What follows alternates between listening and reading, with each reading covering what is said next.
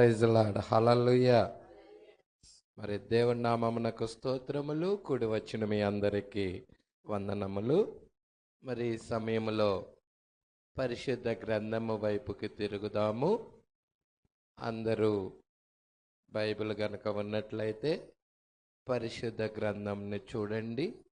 పరిశుద్ధ గ్రంథంలో ఆదికాండం 37వ అధ్యాయం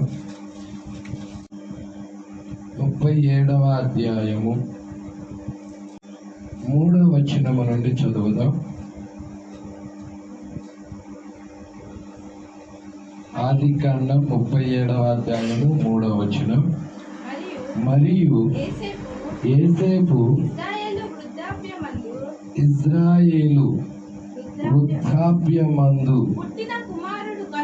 పుట్టిన కుమారుడు కనుక తన కుమారులందరికంటే ఎక్కువగా అతన్ని ప్రేమించి అతని కొరకు విచిత్రమైన నిలువటంగి కుట్టించెను.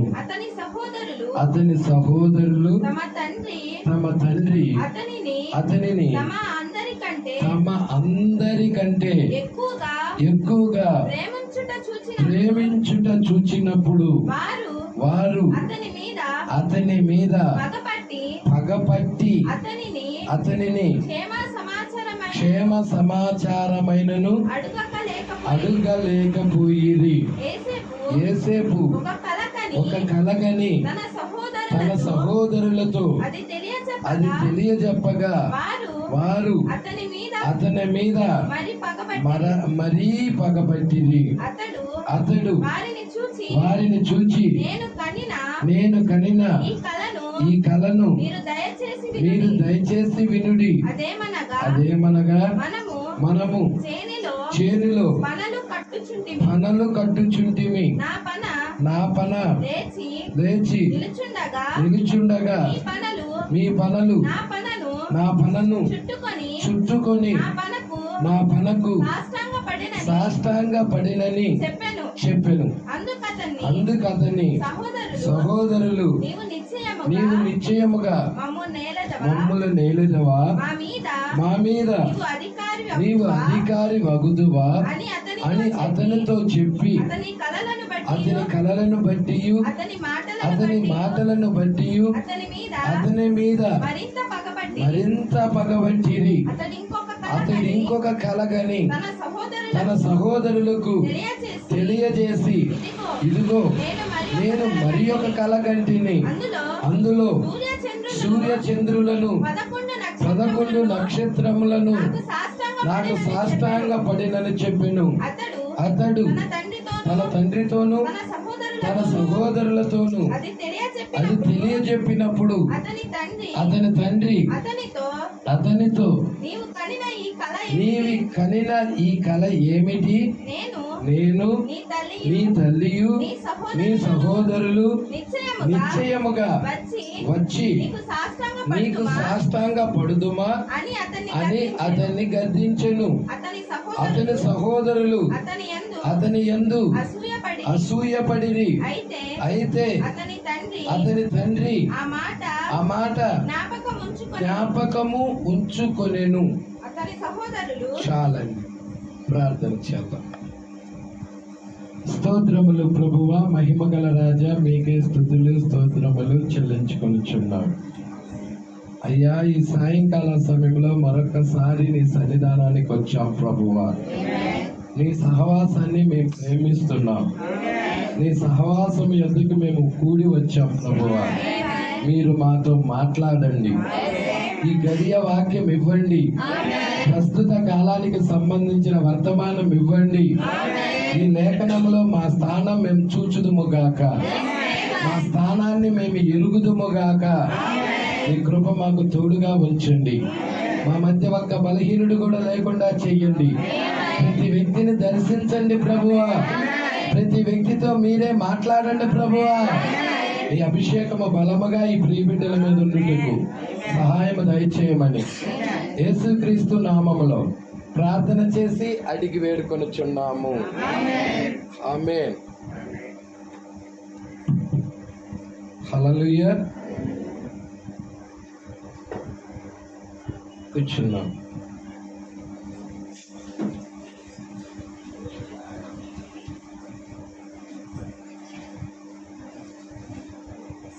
ప్రైజ్లా. మరి కొద్ది నిమిషాలు చిన్న సబ్జెక్ట్ మనం విన్నాం. ఎంతమంది సంతోషంగా ఉన్నారు? హల్లెలూయా. ఉదయం ఎల్లప్పుడూ వాక్యం బట్టి సంతోషంగా ఉంటది. దేవుడికి మహిమ కలుగును గాక. హల్లెలూయా. నీడలు మనం అర్థం చేసుకుందాం, నిజ రూపం ఈజీగా మనకు అర్థం అవుతుంది. హల్లెలూయా. అయితే మనకు తెలుసు పాత నిబంధన నీడని, ఛాయని. అవునా? దేనికి నీడ ఛాయ అంటే కొత్త నిబంధనకు నీడ ఛాయ. ప్రజలా, దేవుడికి మహిమ కలుగును గాక. ఇక్కడ మనం చూస్తున్నాము ఏసేపు గురించి చూస్తున్నాం. ప్రజలా, ఏసేపు గురించి చూస్తున్నాం. ఏసేపు ఒకటి క్రీస్తుకు సాదృశ్యం, ఇదే ఏసేపు ఇంకొకటి వధువుకు సాదృశ్యం. హల్లెలూయా. మొదటి రాకడలో యేసుక్రీస్తుకు సాదృశ్యం, రెండవ రాకడలో వధువుకి సాదృశ్యం. దేవుడికి మహిమ కలుగును గాక. ఈ యేసేపే ఇద్దరికి సాదృశ్యం. కాబట్టి మనము చూద్దాం, చాలా జాగ్రత్తగా గమనిద్దాం. యేసేపుని మనం చూసినట్లయితే మరి ఇతడు 3వ వచనంలో ఏమున్నదంటే, మరియు యేసేపు ఇజ్రాయేలు, యాకోబు పేరు మార్చబడింది. యాకోబు పేరు ఎలా మార్చబడింది? ఇజ్రాయేలుగా మార్చబడినది.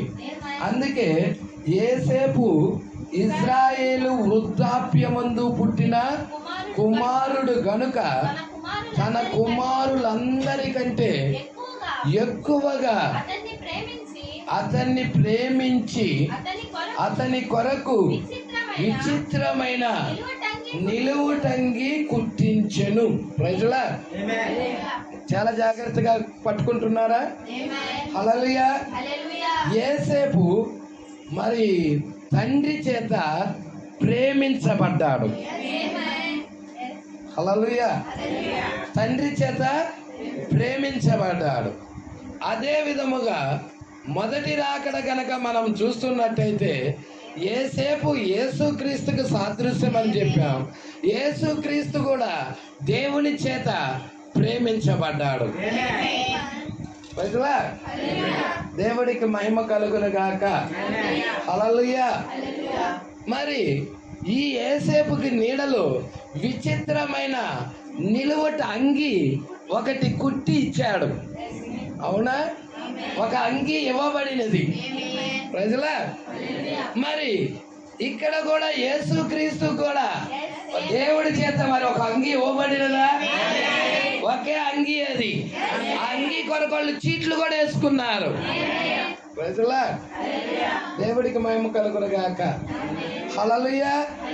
అయితే ఇక్కడ మనం చూసినట్లయితే 4వ వచనంలో ఏమున్నదంటే, అతని సహోదరులు తమ తండ్రి అతనిని తమ అందరికంటే ఎక్కువగా ప్రేమించుట చూచినప్పుడు వారు అతని మీద,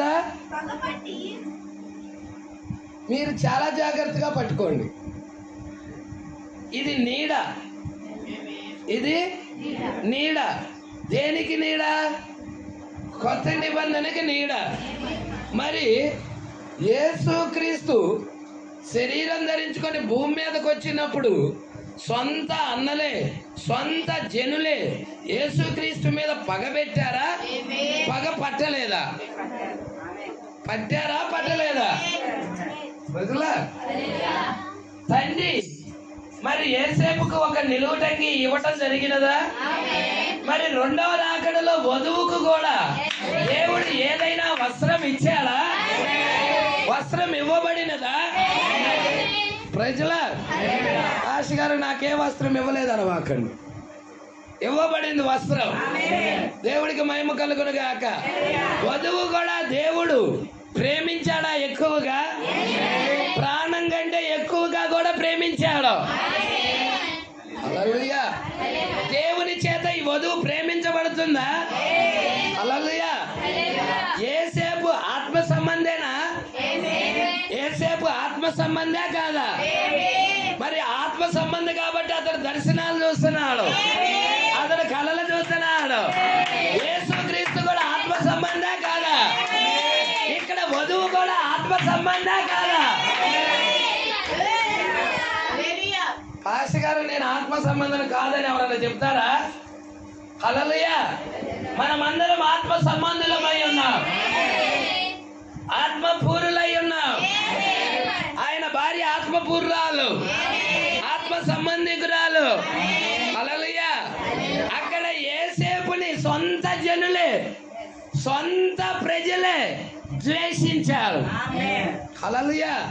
యేసుక్రీస్తును కూడా, యూదుల్లోనే పుట్టిన యేసుక్రీస్తును కూడా సొంత జనులే, యూదులే ద్వేషించారు. ఇప్పుడు అన్ని జనుల్లో ఉన్న వధువులు కూడా ఈ రోజు ఇదే వర్తమానం నమ్ముచున్న అనేకులు కూడా ప్రకృతి సంబంధమైన వారు ఆత్మ సంబంధమైన వారిని ద్వేషిస్తున్నారు.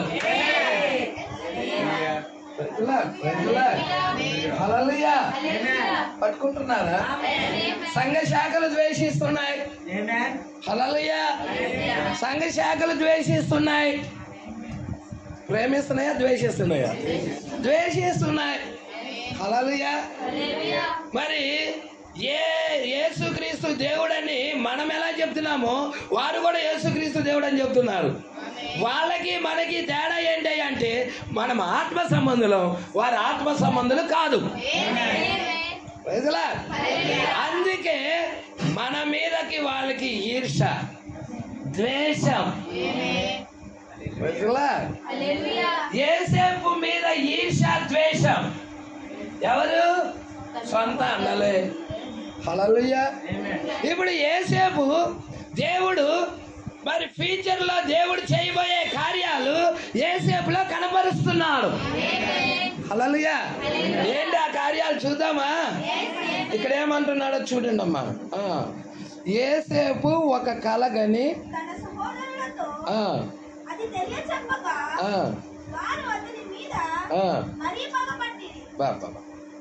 ఒక కలగని తన సహోదరులతో తెలియజెప్పగా వారు అతని మీద మరీ పగబట్టిరి. అతడు వారిని చూచి, నేను కనిన ఈ కలను మీరు దయచేసి వినండి. అదేమనగా మనము చేనులో పనలు కట్టుచూ ఉంటిమి. నా పన లేచి నిలుచుండగా మీ పనులు నా పనను చుట్టుకొని నా పనకు సాష్టాంగ పడినని. ఇది మొదటి రాకల్లో జరిగిందా అండి? ఇశ్రాయేల్ ప్రజలు యేసుక్రీస్తుకి సాష్టాంగ పడటం జరిగిందా మొదటి రాకడలో? చెప్పండి, మీరే చెప్పండి. ఆయన మీద మరింత పగబట్టుకున్నారు. పట్టారా లేదా? ఆయనని అప్పగించారు, అమ్మేశారు. ఈయన పన నిలబడి ఉన్నది అంటే ఈ పన చుట్టూరా మిగతా పనులన్నీ కూడా ఆ పన చుట్టూరా ఉండి సాష్టాంగ పడతా ఉన్నాయి. ప్రజలా మరి అది ఎన్నోదంటే అంటావు, ఎన్నో రాకడంటావు.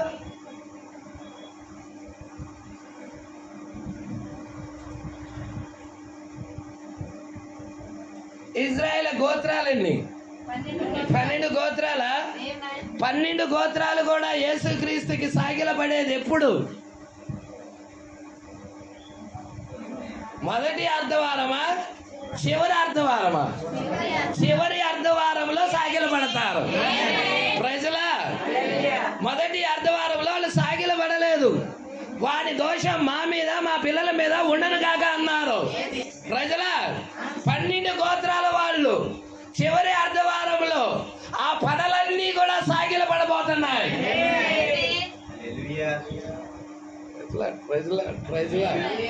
హల్లెలూయా. సంగమా పట్టుకుంటున్నారా? 7వ బోర కింద వాళ్ళకి యూదులు యేసుక్రీస్తుకు సాగిల పడతా ఉండినట్టయితే, ఇటు 7వ ముద్ర కింద అన్ని జనుల కొరకు ఏం జరగబోతా ఉన్నది? హల్లెలూయా. ఇక్కడ దేవుడు వధువుని ఏం చేస్తున్నాడు? పైకి హెచ్చిస్తున్నాడా? వధువులో ఆయన సింహాసనం వేసుకుంటున్నాడా? వధువులో ఆయన గణపరచబడటానికి ఇష్టపడుతున్నాడా?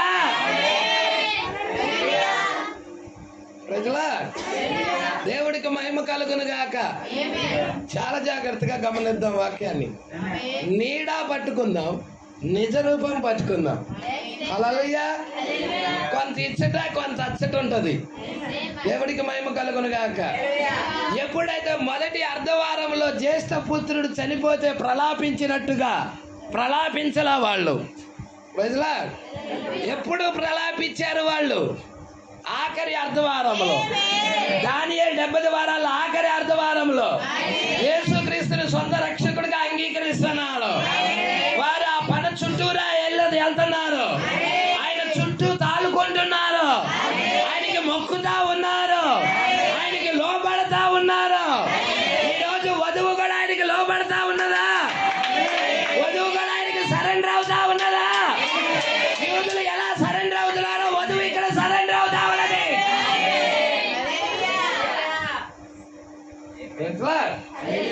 దేవుడికి మహిమ కలుగును గాక. హల్లెలూయా.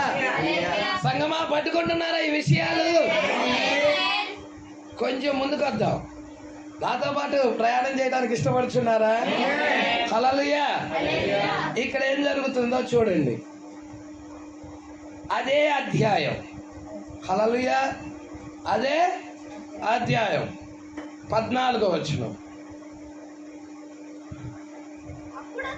అప్పుడు అతడు నీవు వెళ్ళి నీ సహోదరులను నీ సహోదరుల క్షేమమును మందక్షేమమును తెలుసుకొని నాకు వర్తమానము తెమ్మని ఎవరు చెప్తా ఉన్నారు ఈ మాటలు? తండ్రి చెప్తా ఉన్నారు. హల్లెలూయా. ఎవరిని పంపిస్తున్నాడు? యేసేపును పంపిస్తున్నాడు. ఎక్కడికి? సహోదరుల యొద్దకి. ఎక్కడికి? సహోదరుల యొద్దకి. క్షేమ సమాచారం తీసుకొని రావటానికి, మంద యొక్క సమాచారం తీసుకొని రావటానికి అక్కడ యేసేపును పంపిస్తా ఉన్నాడు. ప్రజలా, చాలా జాగ్రత్తగా పట్టుకోండి. వర్తమానం తెమ్మని అతనితో చెప్పి హెబ్రోను లోయలో నుండి అతన్ని పంపించెను. అతడు షెకెమునకు వచ్చెను.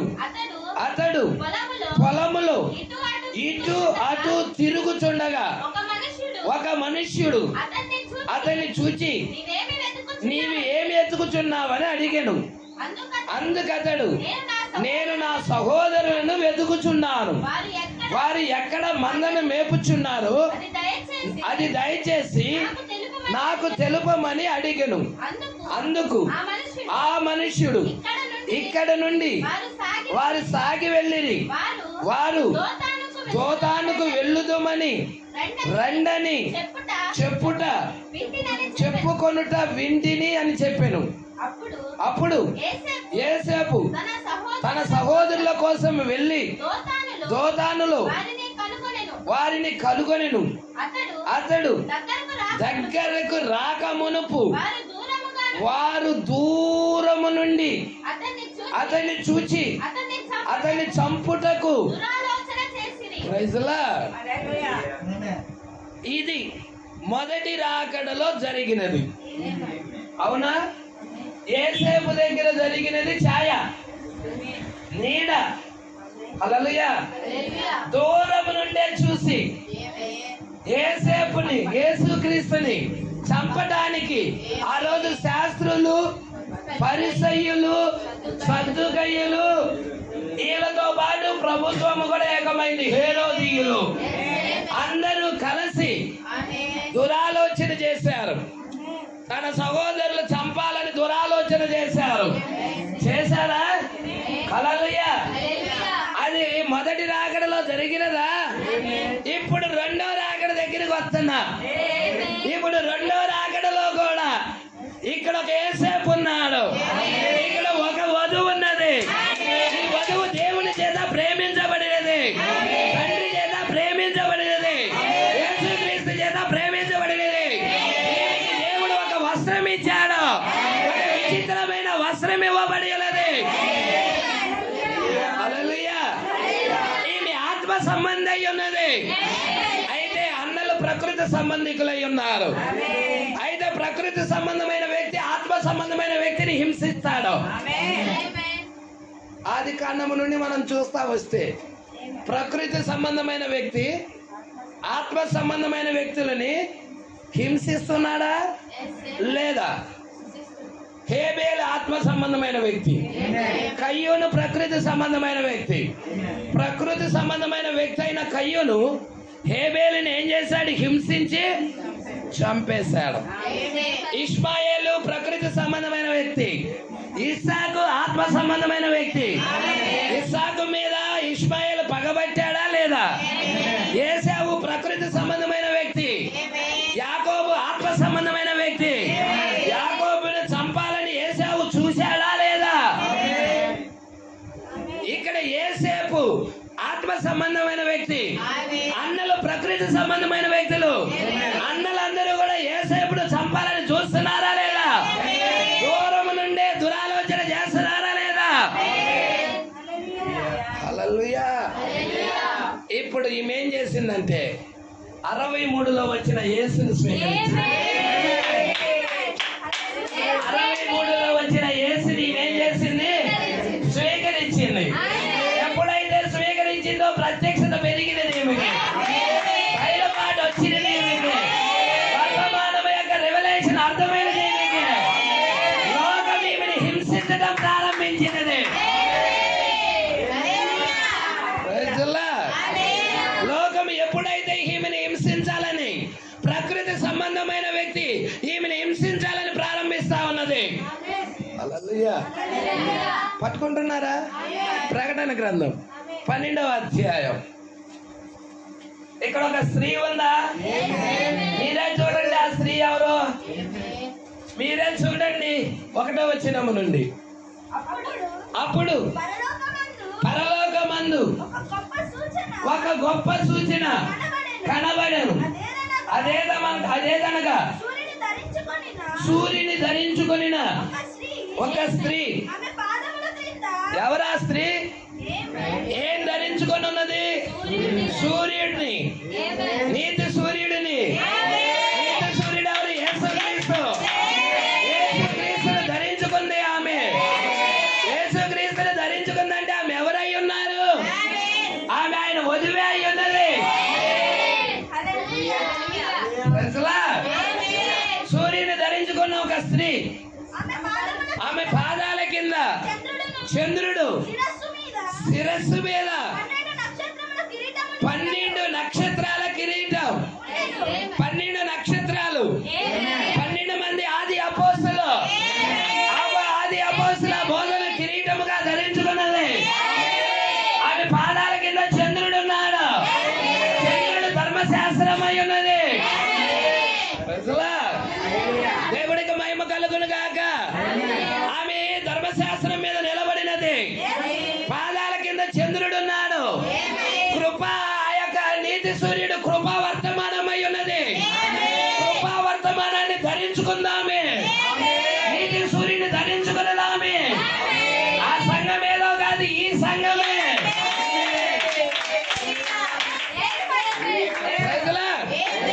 ఆ స్త్రీ ఎవరో కాదు, ఈ స్త్రీయే. ఇక్కడ ఉన్న ఈ స్త్రీయే ఆ స్త్రీ అయి ఉన్నది. ప్రకటన 12లో ఉన్న స్త్రీ ఆమె ఎవరో కాదు, ఈమెనని ప్రవక్త మృగం యొక్క ముద్రలో చెప్తున్నాడు.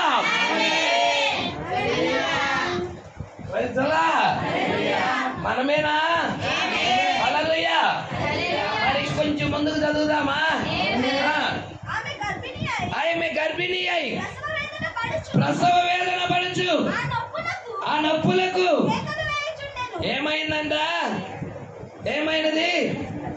ప్రసవ వేదన పడుతుంది, నొప్పులకి కేకలేస్తా ఉన్నది. ప్రైజ్లా. ఎవరా స్త్రీ? ప్రసవ వేదన పడుతున్న స్త్రీ ఎవరు? ఎవరిని కనాలని, ఎవరికి జన్మనివ్వాలని? హల్లెలూయా. శారా ప్రసవ వేదన పడినదా? ఓ గడ్డాలైన శారా ప్రసవ వేదన పడినదాలా? వెలిగెత్తి చేయకీర్తనెత్తుమా. పెనిమిటి ధనగాల పిల్లల కంటే ప్రైజ్లా పెనిమిటి లేని దాని పిల్లలు ఎక్కువగా ఉన్నారు. హల్లెలూయా. లోకములో సంఘ శాఖలు ఎక్కువగా ఉన్నాయి. నువ్వు పెనిమిటి ఉన్నాడు, నీకు భర్త ఉన్నాడు. ఆ భర్త ఎవరో కాదు, యేసుక్రీస్తు. ప్రైజ్లా. దేవునికి మహిమ కలుగును గాక. అందుకే ఆమె ప్రసవ వేదన పడతా ఉన్నది. హల్లెలూయా. ఎవరికి? మగ శిశువుకి జన్మనీయడానికి. మగ శిశువు ఎవరు? క్రీస్తు అయి ఉన్నాడా? యేసుక్రీస్తుకి జన్మనివ్వడానికి, మగ శిశువుకి జన్మనివ్వడానికి. హల్లెలూయా. ఇక్కడ మీరు చూడండి ఏం చెప్తా ఉన్నాడు. అంతటా పరలోకమందు కెమెరా తిప్పుతున్నాడు. ఇంకొక సూచన ఎటువైపుకి తిప్పాడు? ఇప్పుడు వధువు వైపు నుండి సంఘ శాఖల వైపు తిప్పుతున్నాడు. సంఘ శాఖల్లో ఏం జరుగుతుందో చూపిస్తున్నాడు. బయట డినామినేషన్ సంఘాల్లో ఏం జరగబోతుందో చూపిస్తున్నాడు. ఏం జరగబోతుంది పాస్టర్ గారు? హల్లెలూయా. ఇటు వధువు అయితే మగ శిశువుకి జన్మనివ్వాలని సూర్యుని ధరించుకొని చంద్రుడు పాదాల మీదుగా నిలబడి 12 నక్షత్రాల కిరీటాన్ని కలిగి మగ శిశువుకి జన్మనీయడానికి సిద్ధముగా ఉన్నది. హల్లెలూయా. కెమెరా తిప్పుతున్నాడు. ఇంకొక వైపు ఏం చూద్దాం. ఇదే టైంలో ఏం జరుగుతుంది? ఒక అటువైపు నాణ్యానికి అవతల పక్క ఏం జరుగుతుంది? నాణ్యానికి యువతల పక్క ఈమె తను తాను సిద్ధపరచుకుంటుంటే నాణ్యానికి అవతల పక్క ఏం జరుగుతుందో చూద్దాం. ఇదిగో మొదటి నుంచి అక్కడే. అంతటా పరలోకమందు ఇంకొక సూచన. హల్లెలూయా. అంతటా పరలోకమందు ఇంకొక సూచన కనబడెను. ఇదిగో ఎర్రని మహా ఘట సర్పం. ఎవరా ఘట సర్పం?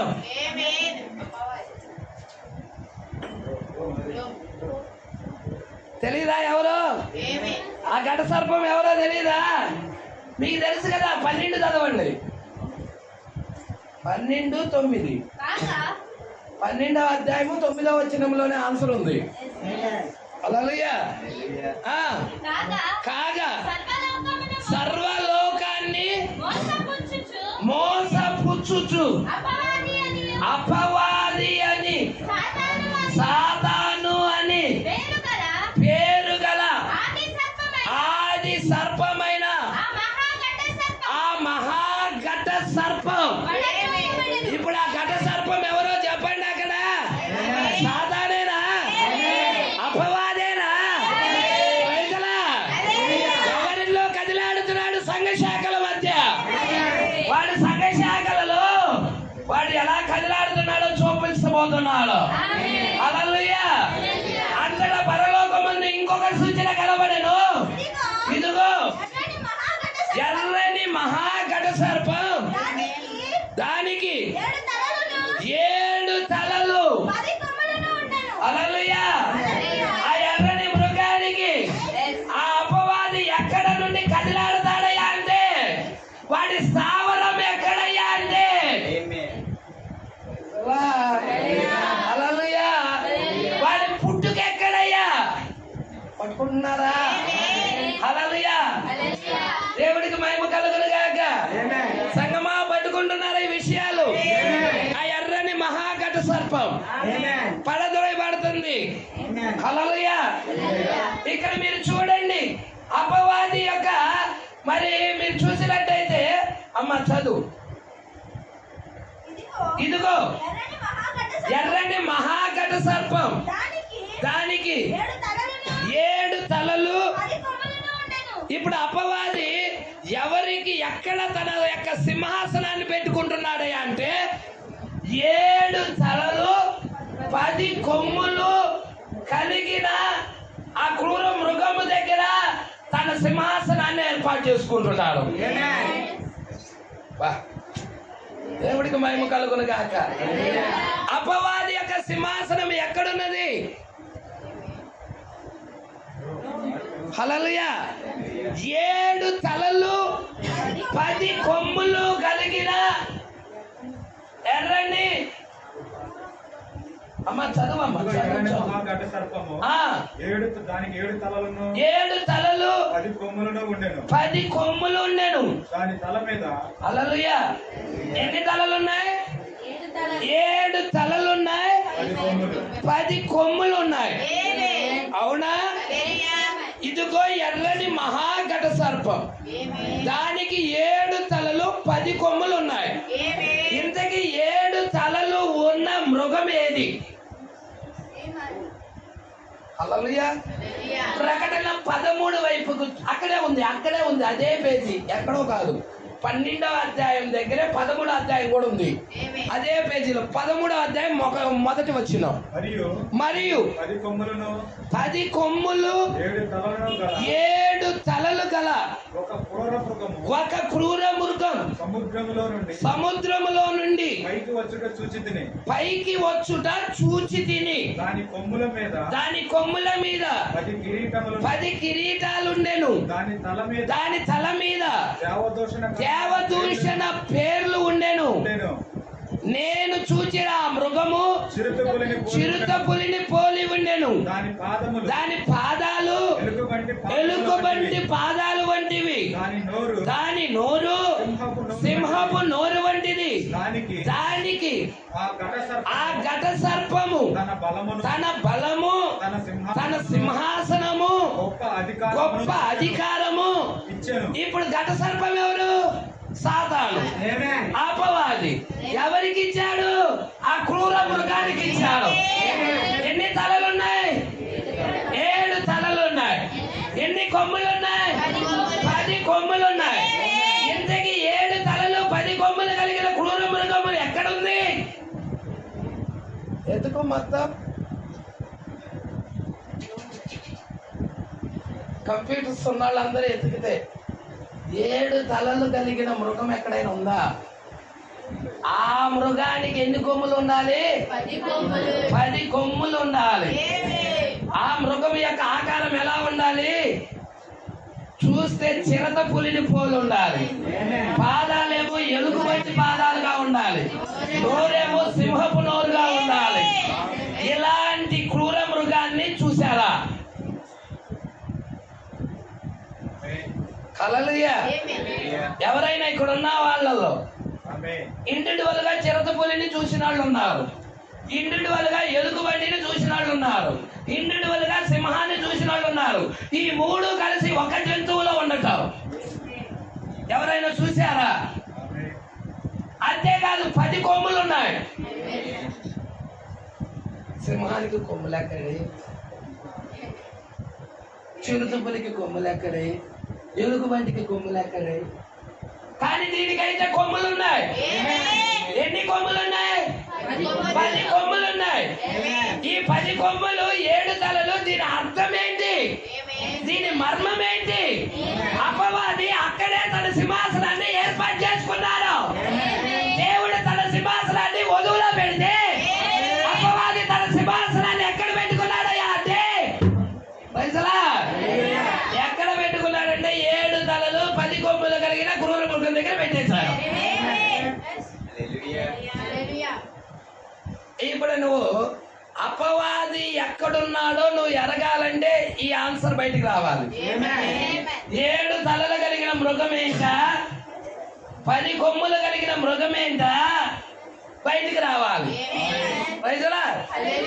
ఎంతమంది రాత్రి తెలుసుకోవడానికి ఇష్టంగా ఉన్నారు? హల్లెలూయా. ఈ వధువు మీదకి ఒత్తిడి కూడా దాని దగ్గర నుండే వచ్చింది.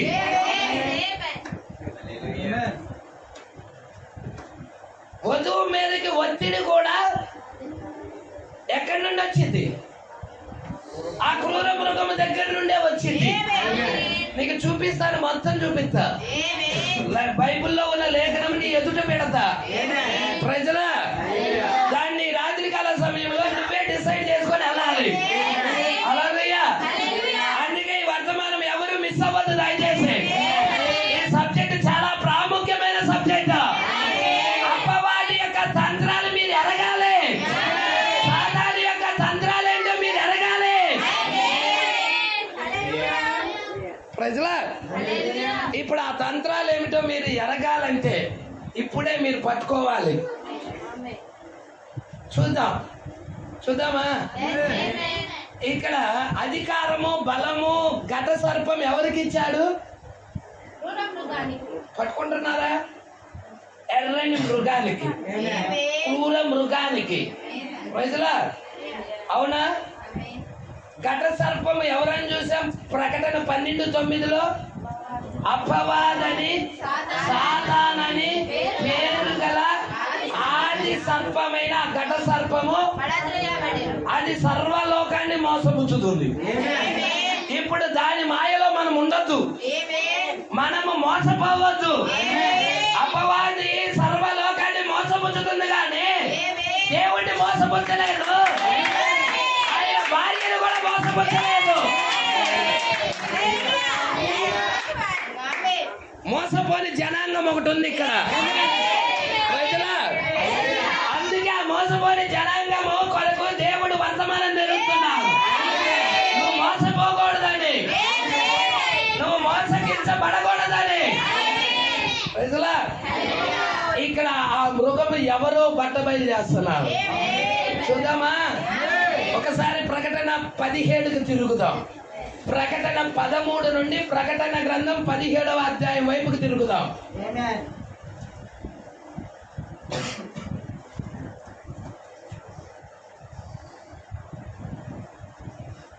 చాలా జాగ్రత్తగా పట్టుకోండి. మొదటి నుండి 7 పాత్రలు పట్టుకొని ఉన్న 7 దేవదూతలు కాదు, వాళ్ళు దూతలు. కానీ అక్కడ దేవదూతలనే రాశారు. హల్లెలూయా. వాళ్ళు ఎవరయ్యా అంటే 7 వర్తమానికులై ఉన్నారు. ఆ దూతలలో ఒకడు వచ్చి నాతో మాట్లాడుచు ఇలాగు చెప్పెను, నీవు ఇక్కడికి రమ్ము, విస్తార జలముల మీద కూర్చున్న మహావేశ్యకు చేయబడు తీర్పు నీకు కనబరిచేదను. ఏంటంట? మహావేశ్య ఒకటి ఉన్నది. ఎవరో తెలుసుకోవాలా వద్దా? తెలుసుకోవాలి. ఆ మహావేశ్యకు దేవుడు ముందుగానే తీర్పుని నియమించాడు. దాని కొరకు తీర్పు నిర్ణయించబడి ఉన్నది.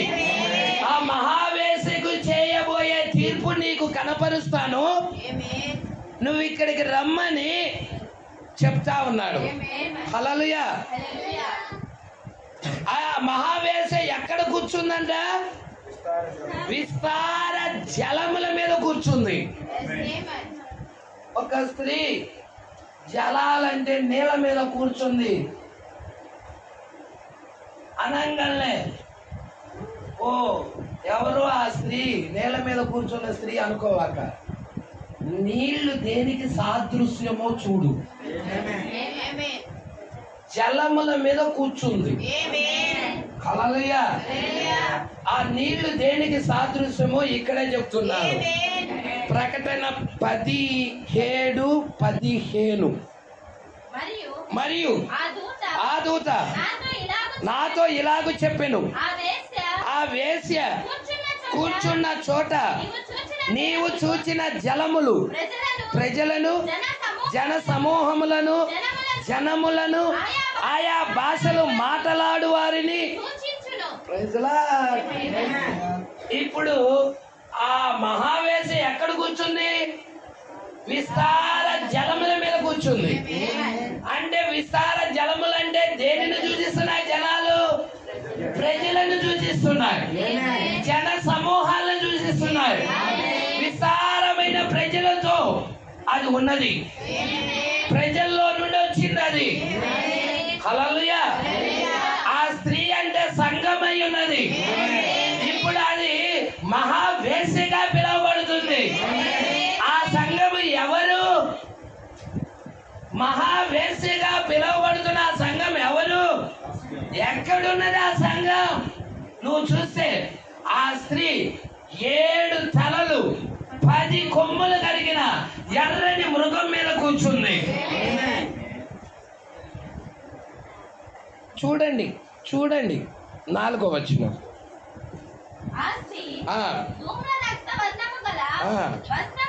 అమ్మ 3 చదువు. అప్పుడు అతడు ఆత్మవశుడనైన నన్ను. ఈ సంగతులు నీకు అర్థం అవ్వాలంటే నువ్వు ఏమవ్వాలి? ఆత్మవశుడుగా వెళ్ళాలి, పరిశుద్ధాత్మ పూర్ణుడు అవ్వాలి, దేవుడి యొక్క ఆత్మతో నింపబడాలి. అప్పుడే ఈ గ్రంథంలో ఉన్న సంగతులు నీకు అర్థమవుతాయి. ఆత్మవశుడయ్యాడు యోహాను, అతనికి చూపబడతా ఉన్నాయి, అతడు గ్రహిస్తున్నాడు అవి.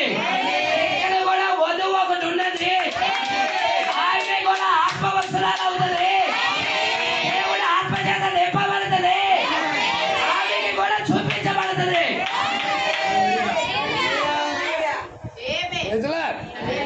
హల్లెలూయా.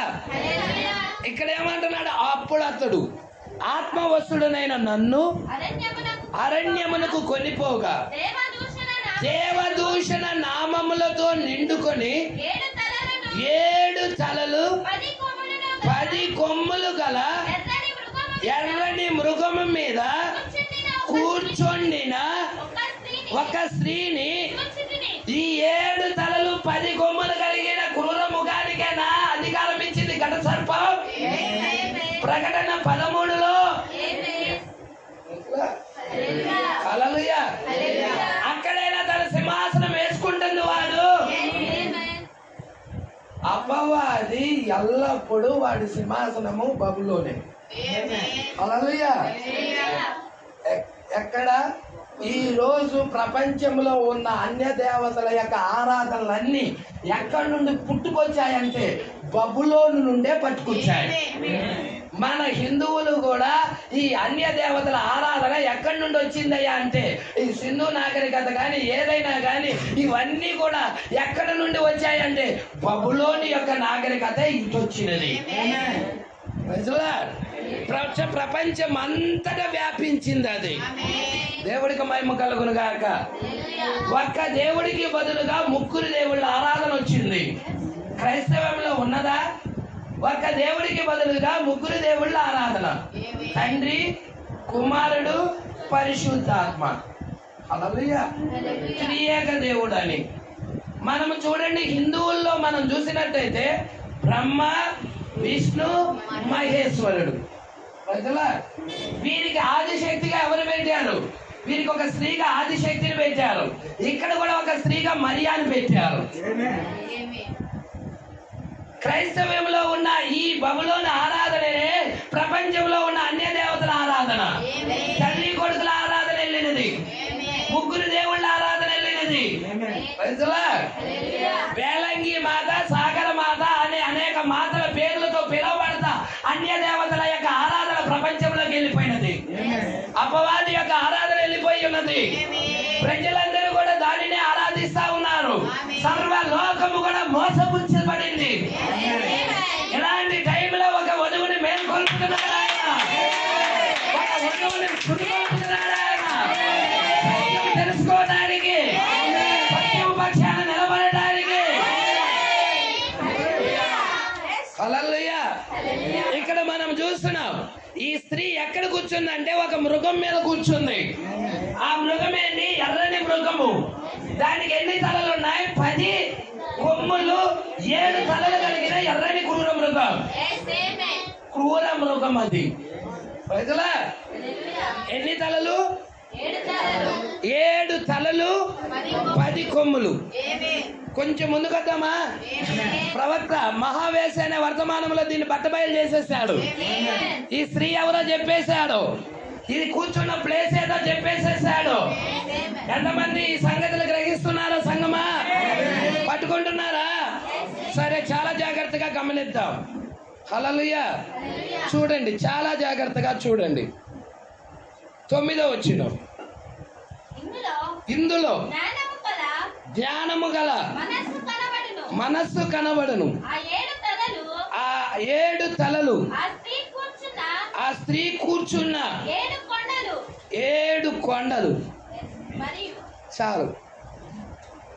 ఈ స్త్రీ ఎక్కడ కూర్చొని ఉందో చెప్పండి? ఎర్రని మృగం మీద కూర్చొని ఉన్నది. ఆ మృగానికి ఎన్ని తలలు ఉన్నాయి? 7 తలలు ఉన్నాయి. 7 తలలు అంటే ఏంటి? 7 కొండలు. 7 కొండలు అంటే మన వాళ్ళకి అందరికి అర్థమయ్యేది ఒకటి ఏంటి? తిరుపతి. తిరుపతి తెలుసు మన వాళ్ళకి. 7 కొండలు. 7 కొండలు అనగానే తిరుపతి తిరుపతి గుర్తొస్తా ఉండింది. కానీ బైబిల్లో చెప్పబడినది, ఈ స్త్రీ భూరాజులతో వ్యభిచరించింది. భూ నివాసులు ఆమె వ్యభిచార మధ్యంలో మత్తిల్లారు. ఈ స్త్రీ ప్రపంచాన్నే ఏలినది. ఎవరా స్త్రీ? ప్రపంచమంతటిని ఏలిన ఆ స్త్రీ ఎవరు? ఆ సంఘం ఏది? ఎక్కడున్నాయంటే 7 కొండలు తిరుపతిలోనే కాదు, రోమ్ లో ఉన్నాయి. వాటికన్ సిటీ రోమ్ లో 7 కొండలు ఉన్నాయి. ఆ 7 కొండలు దగ్గరే ఒక స్త్రీ ఉంది. అదే రోమన్ క్యాథలిక్ సంఘం అయి ఉన్నది. బైబిల్ నే మార్చేసినది. ఒక దేవుడికి బదులుగా త్రియేక దేవుడని పిత పుత్ర పవిత్రాత్మ అలా బాప్తిజాలు ఇవ్వడం ప్రారంభించింది. హల్లెలూయా. మన ప్రొటెస్టెంట్ సంఘాలు చక్కగా కాపీ కొట్టిదాన్ని. తల్లిని ఎలాగా తల్లి యొక్క అడుగు జాడల్లో నేను వెళ్ళాలని, కూతుళ్ళు కూడా తల్లి అడుగుల్లో యాత్ర. హల్లెలూయా. ఈ ప్రొటెస్టెంట్ సంఘాలన్నీ కూడా ఆయన తల్లి పిత అన్నాడంటే ఈయన తండ్రి అంటున్నారు. పుత్ర అన్నాడంటే ఈ కుమారుడు అంటున్నాడు. పవిత్రాత్మ అంటున్నాడంటే పరిశుద్ధాత్మ అంటున్నాడు. ఈయన కూడా ఎలా ఇస్తున్నాడు? తండ్రి కుమార పరిశుద్ధాత్మ త్రియేక దేవుడి నామంలో నీకు ఇస్తున్నాడని బాప్తిజాలు ఇస్తున్నాడు. బైబిల్లో ఒక్క రెఫరెన్స్ చూపియాలా ఇచ్చినట్టుగా? నేను ఇలా అంట, అక్కడ నామం చూపి పోని తండ్రి యొక్కయు కుమారుని యొక్కయు పరిశుద్ధాత్మ యొక్కయు నామములోకి బాప్తిజం ఇవ్వమని యేసు చెప్పాడు. నామం ఉందా అక్కడ? పేరు ఉందా అక్కడ? పేరు లేని బాప్తిజాలు నేడు క్రైస్తవ సంఘాలు ఇస్తా ఉన్నాయి. తల్లి నడిచిన బాటలో కూతుళ్ళు నడుస్తా ఉన్నాయి. సింహాసనం అపవాది ఎక్కడేసాడు అంటే రోమ్ లో వేశాడు. ప్రజలా అక్కడి నుండే వధువు మీదకు ఒత్తిడి రాబోతుంది. ప్రజలా ఇదే బైబిల్ పట్టుకున్న ప్రొటెస్టెంట్ సంఘాలు అన్ని కూడా ఏకమవుతున్నాయి. తల్లి సంఘములో ప్రపంచ సంఘముల సమైక్య అన్ని సంఘాలు కాస్త ఏకమవుతా ఉన్నాయి. నేను మీకు ఒకటి చదివి వినిపించాలని ఇష్టపడుతున్నాను. ప్రజలా హల్లెలూయా చెప్తారా? హల్లెలూయా. ఇక్కడికి తిరగండి మీరు. ఆ 7 కొండలు, ఆ 7 కొండలే, ఆ 7 తలలే 7 కొండలు, ఆ 10 కొమ్ములే 10 మంది రాజులు. 10 కొమ్ములే 10 మంది రాజులు. ఇదంతా నీకు ప్రకటన 17లో ఉంటది. ప్రజల ఇక్కడ 12 వైపుకి తిరుగుదాం.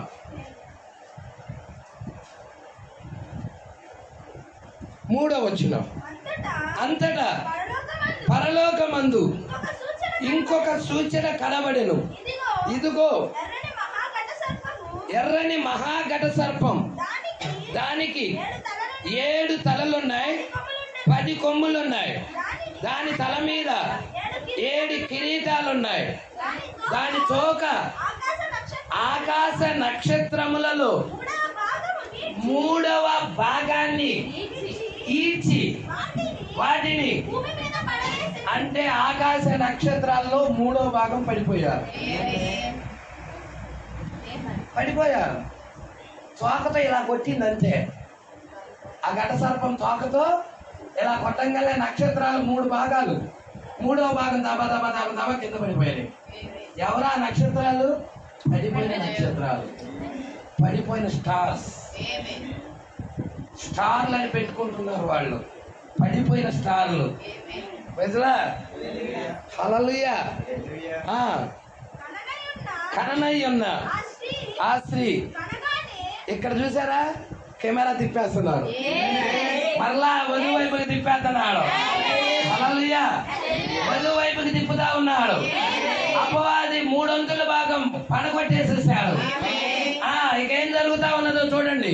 కననై ఉన్న ఆ స్త్రీ కనగానే ఆమె శిశువును మృంగివేయవలెనని ఆ ఘట సర్పము ఇప్పుడు స్త్రీ ఎదుట నిలబడుతుంది. ఎవరా స్త్రీ? ఎవరా స్త్రీ?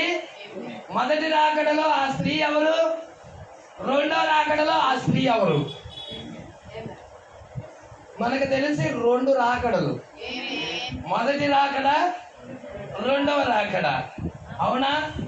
మొదటి రాకడలో యూదా సంఘము మెస్సియాకి జన్మనిచ్చినది. రెండవ రాకడలో అన్ని జనుల సంఘము మెస్సియాకి జన్మనిచ్చినది. హల్లెలూయా. యూదా సంఘాన్ని హింసించడానికి ఆ మగ శిశువుని, హల్లెలూయా, మీరు చూస్తున్నారా?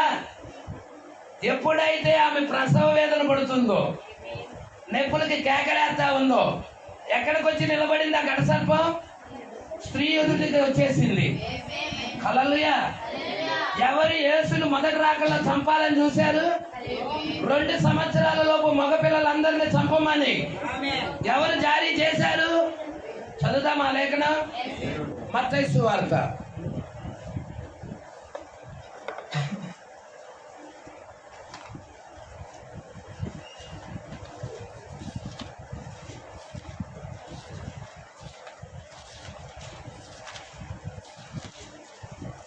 ప్రైజ్లా తీసారా అండి? 16వ వచనం, 2వ అధ్యాయం 16వ వచనం. ఆ జ్ఞానులు తన్ను అపహరించిరని ఎవరితను? హేరోదు రాజు గ్రహించి బహు ఆగ్రహము తెచ్చుకొని తాను జ్ఞానుల వలన వివరముగా తెలుసుకొనిన కాలమును బట్టి బెత్లెహేములోను దాని సకల ప్రాంతములలోను 2 సంవత్సరాలు మొదలుకొని తక్కువ వయసు గల మగ పిల్లలందరినీ ఎక్కడ? బెత్లెహేములోను దాని సకల ప్రాంతాలలోను, దాని చుట్టుపక్కల ఉన్న ప్రాంతాలన్నిటిలో 2 సంవత్సరాలు మొదలుకొని తక్కువ వయసు గల మగ పిల్లలందరినీ కూడా చంపించేశారు. జ్ఞానుల వలన వివరముగా తెలుసుకున్నాడు కాలాన్ని. ప్రజలా హేరోదు రాజు. అవునా? అప్పుడు వయసు యేసుకు 2 సంవత్సరాలు. మన వాళ్ళు పశువుల పాకలు పుట్టిన బాలుడు బొమ్మేస్తున్నారు. జ్ఞానులు వచ్చినప్పుడు యేసు ఎక్కడున్నారు? పశువుల పాకలోనా? పశువుల పాకలో ఉన్నాడా? పొత్తి గూడలతో చుట్టబడి ఉన్నాడా? హల్లెలూయా. 2 సంవత్సరాల వయసు. హల్లెలూయా. అతను నడుస్తున్నాడు. దేవుడికి మహిమ కలుగునుగాక. హల్లెలూయా. మరి దేవుని చేత ప్రేరేపించబడి ఎప్పుడైతే హేరోదు 2 సంవత్సరాల లోపు మగపిల్లను చంపాలని చూస్తున్నాడో, ఆ రాత్రికాల సమయంలోనే యేసేపుని, మరియాని, ఆ బాలుడిని తీసుకొని ఆ యొక్క బెత్లెహేము వదిలిపెట్టేసి ఎక్కడికి వెళ్ళిపోయారు?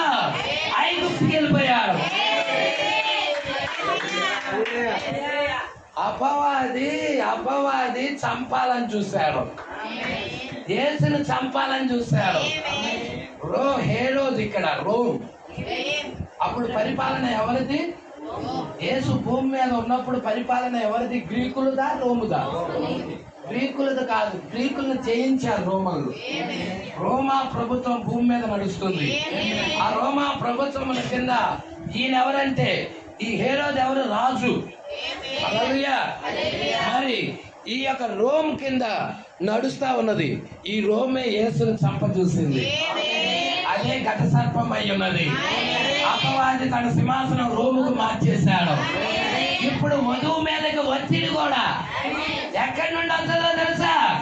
రోము దగ్గర నుండి. అందుకే ఆయన పేరేంటంటే ప్రధాన మంత్రి, పిఎం ఎక్కడికి వెళ్ళాడు? ప్రైమ్ మినిస్టర్ ఎక్కడికి వెళ్ళాడు? రోమ్కి వెళ్ళిపోయాడు. రోమ్కి వెళ్ళాడు, పోపు దగ్గరికి వెళ్ళిపోయాడు. మిగతా ప్రపంచంలో ఉన్న ప్రధానమంత్రులు కూడా ఎక్కడికి వెళ్తున్నారు? పోపు దగ్గరికి. ఎందుకు? పోపు దగ్గర నుండి ప్రపంచానికి వధువు మీదకి ఒత్తిడి రాబోతా ఉన్నది.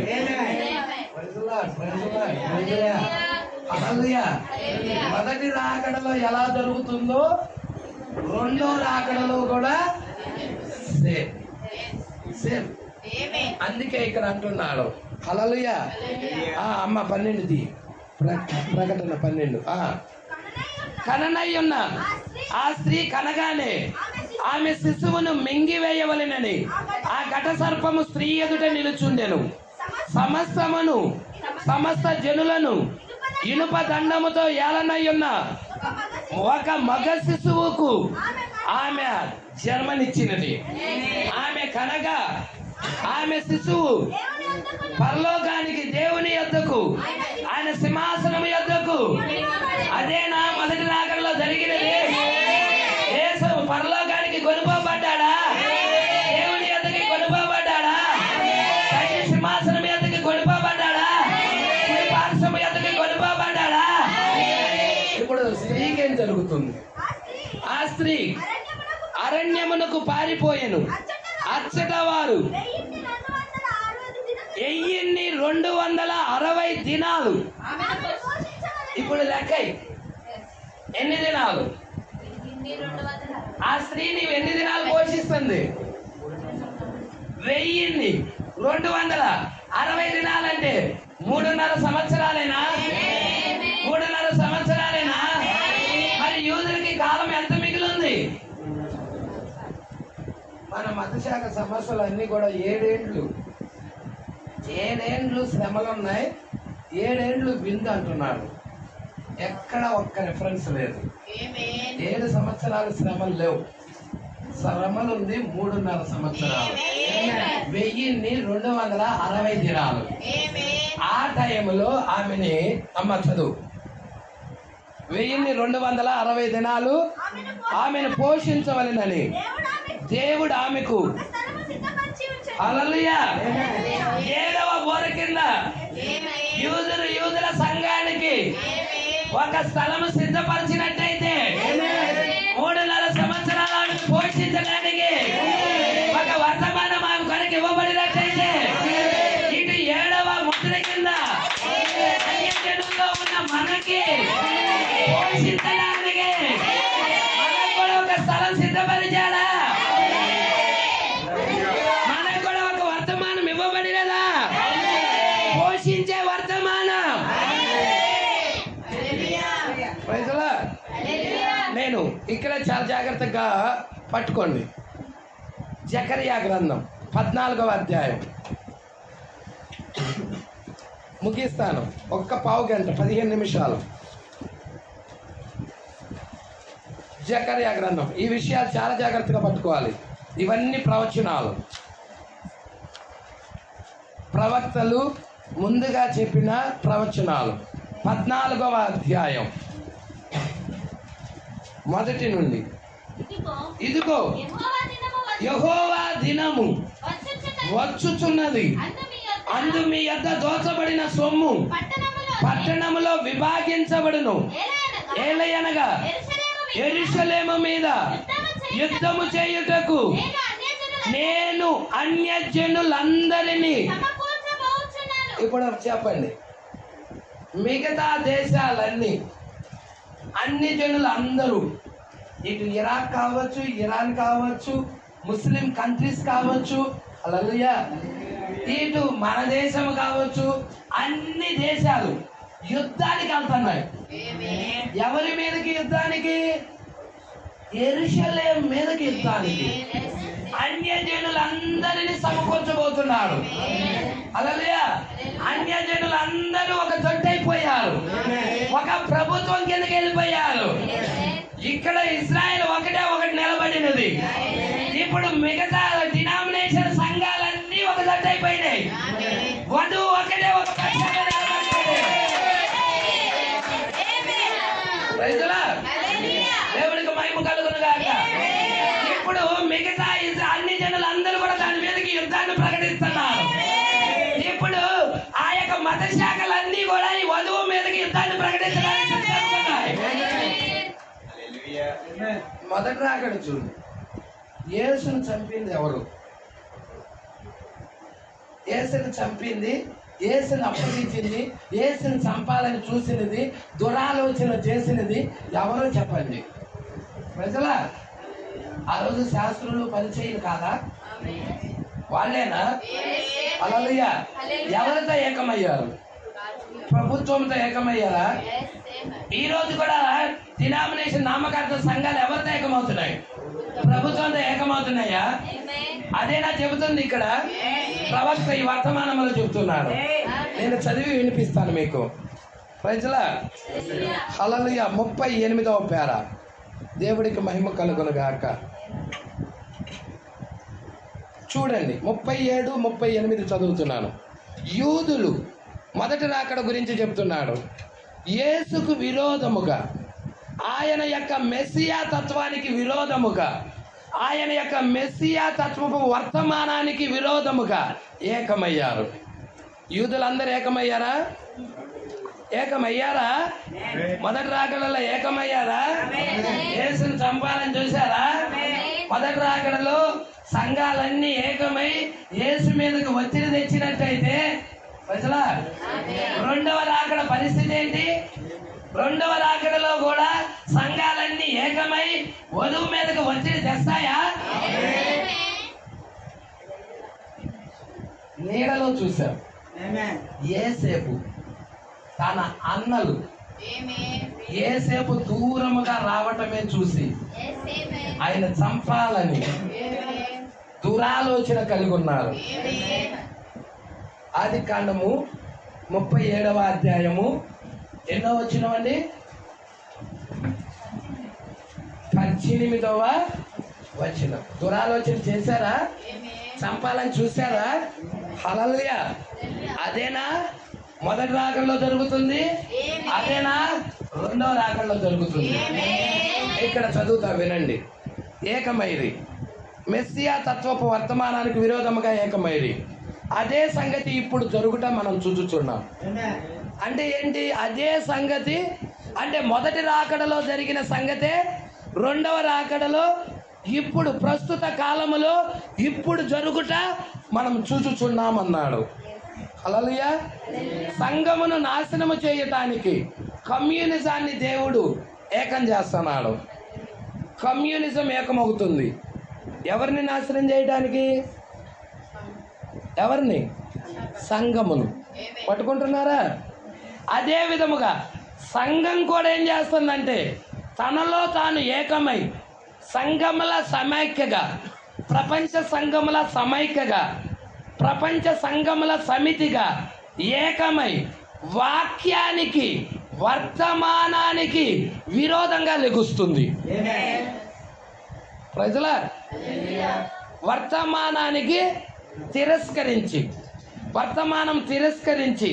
వర్తమానాన్ని నాశనం చేయడానికి సంఘం లెగుస్తుంది. ప్రజల ఆ రోజు యేసును నాశనం చేయాలని చూసారా పరిసయ్యులు, శాస్త్రులు, పరిసయ్యులు ప్రభుత్వం దగ్గర నుంచి తెచ్చుకున్నారా? హల్లెలూయా. ఏకమయ్యారా? ఈ రోజు కూడా అదే జరుగుతుందని ప్రవక్త అంటున్నాడు. ప్రపంచ సంఘ సమితిగా ఏకమై వాక్యమును వర్తమానమును తిరస్కరించుటకు నాశనము చేయుటకు పూనుకున్నది. ఆ సంఘములు వాక్యాన్ని త్రోసేశాయి. అన్ని సంఘాల్లో ఇప్పుడు ఆచారాలే. వాక్యం కనపడదు నీకు. అన్ని డినామినేషన్ సంఘాలన్నిటిలో ఏమున్నాయి? పితరుల పారంపర్య ఆచారాలు ఉన్నాయి. ప్రజలా, అందుకే ఇక్కడ అంటున్నాడు సంఘం, ఇక్కడ ఏమంటున్నారు? వారి శాఖ ఆచారాలకు విరోధము. ప్రజల మధ్య ఎన్ని అగ్ని స్తంభాలు వేలాడినను, ఎన్ని సంగతులు ముందుగానే జరగబోయే సంగతులు ముందుగానే చెప్పినను, అవి నెరవేరినా కానీ చివరి దినమునకు ఆయన వాగ్దానం చేసిన గొప్ప సూచనలన్నీ వారి ఎదుట కనబరిచినా కానీ ఈరోజు వాళ్ళు నమ్మరు. ఈరోజు సంఘము నమ్మే స్థితిలో లేదు. వాళ్ళ ఆచారాలు వదిలి సత్యము వైపుకు తిరిగే స్థితిలో సంఘము లేదంటున్నాడు ప్రవక్త. ఇంకేమంటున్నాడు చూడండి. కాబట్టి వారు తమలో తాము ఏకమగుచున్నారు. సంఘాలన్నీ ఏమవుతున్నాయి? ఏకమవుతున్నాయి. ఇక్కడున్న మా సంఘ కాపరి అనేకులు ఇంకా సంగతులు చదువుచున్నవారు మీరు చెప్పగలరు. ప్రపంచము యొక్క సంఘ ఐక్య ఉద్యమమును కలిగి ఉన్నారు. ఏం కలిగి ఉన్నారంట?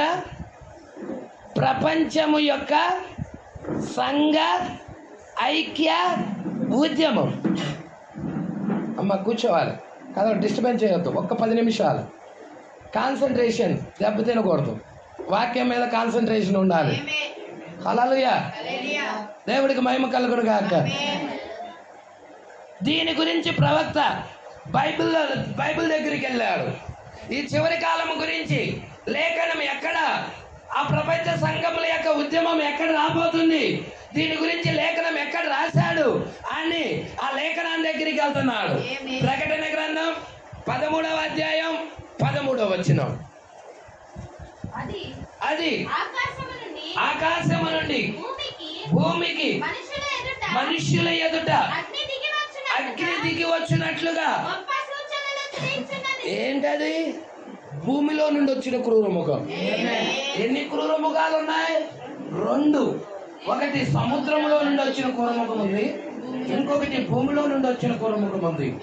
భూమిలో నుండి వచ్చిన క్రూరముఖం ఏదో కాదు అమెరికా, సముద్రంలో నుండి వచ్చిన క్రూరముఖం ఏదో కాదు రోమ్ అయి ఉన్నది.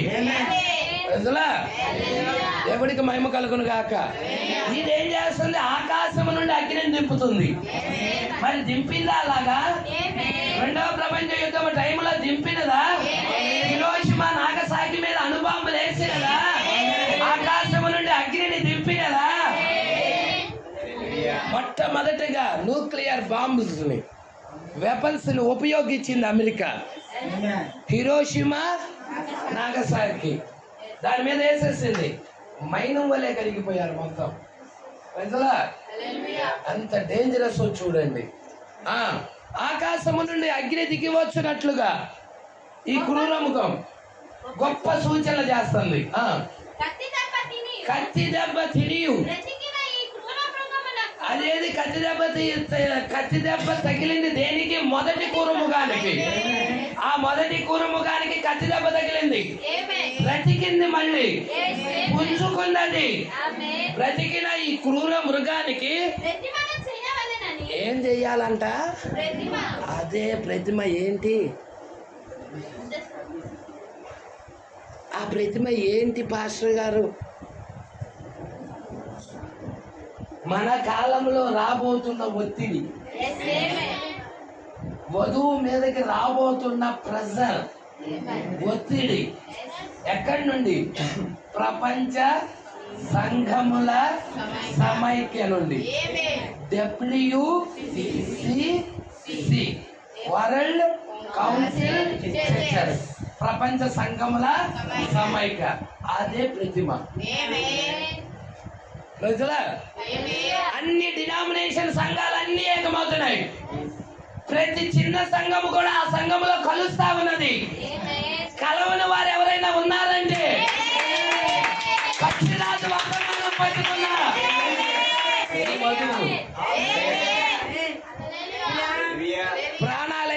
ప్రేమించడానికి సిద్ధపడింది, చనిపోవడానికైనా ఇష్టపడింది.